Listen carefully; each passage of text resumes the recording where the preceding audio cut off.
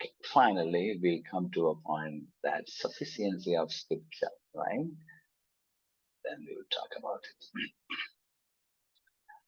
Scripture, when we talk about sufficiency of the scripture, scripture contains all the words of God He intended His people to have at each stage of redemptive history, because the book of Revelation is written very remotely from the time when the Pentateuch was written, right?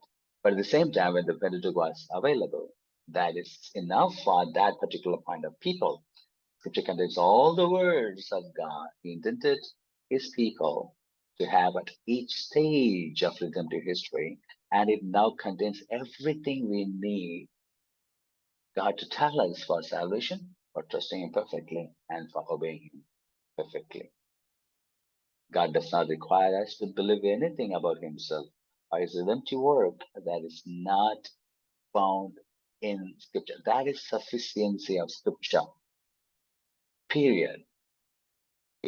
With 66 books, with the revelations revealed in the Scripture, that is done, finished.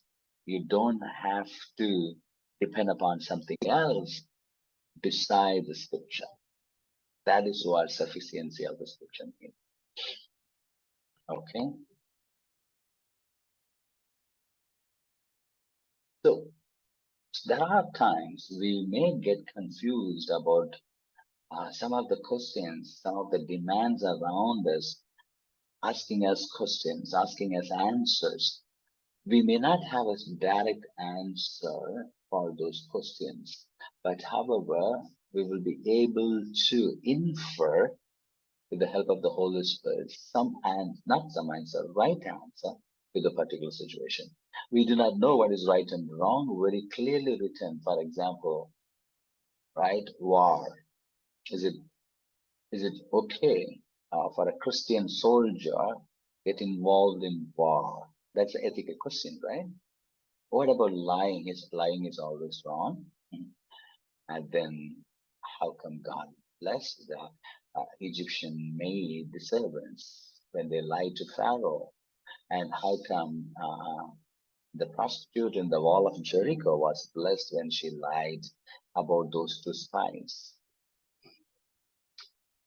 But when the difficult question arises in our lives, but definitely we can run to the scripture and we can infer, even though it is not directly talks about the situation that you are facing, but definitely you can find the rules, you can find principles that can speak today to your particular situation.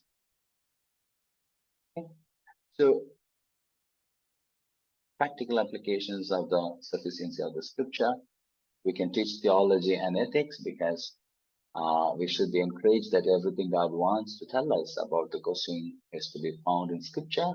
As I said, since we can infer and safely arrive to a conclusion on the issues that Bible does not talk about directly.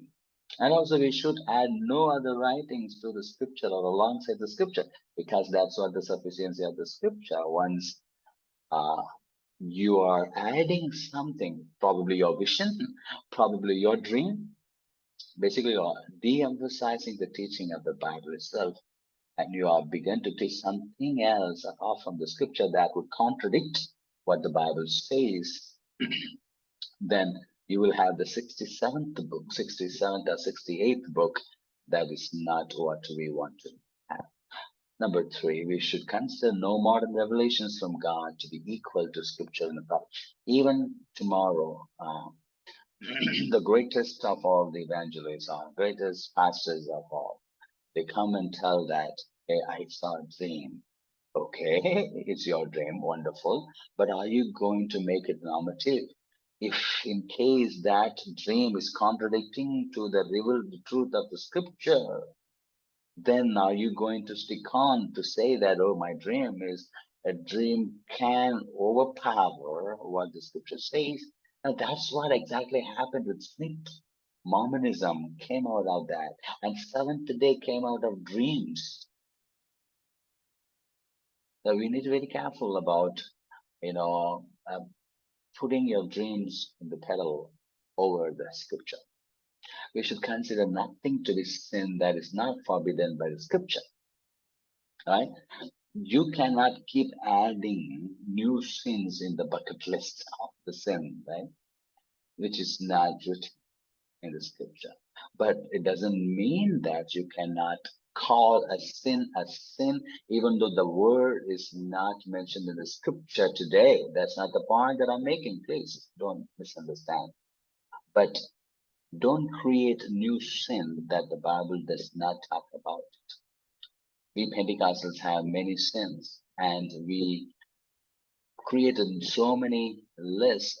We added many entries to the list, and at the end of the day, a Christian got to be living in the jungle, living out the world. But Jesus said, "I sent you to the world, into the world. We are not of the world, but we are in the world."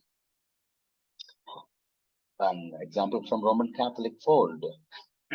They are against the artificial methods of birth control. They don't encourage, and they call it as a sin if somebody is using contraceptive measures to control the birth of a child.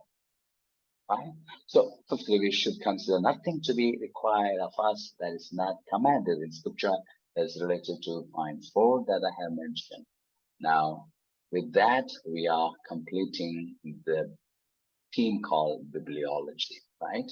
We talked about a lot of things here. Let me just come back and I just give you an overview of what we have discussed.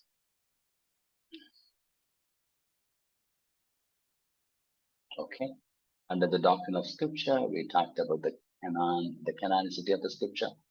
And under the canonicity of the scripture, actually, we talked about authority of the scripture, and also the inerrancy of the scripture comes under the authority of the scripture. And then we also talked about the clarity of the scripture, necessity of the scripture, and the sufficiency of the scripture.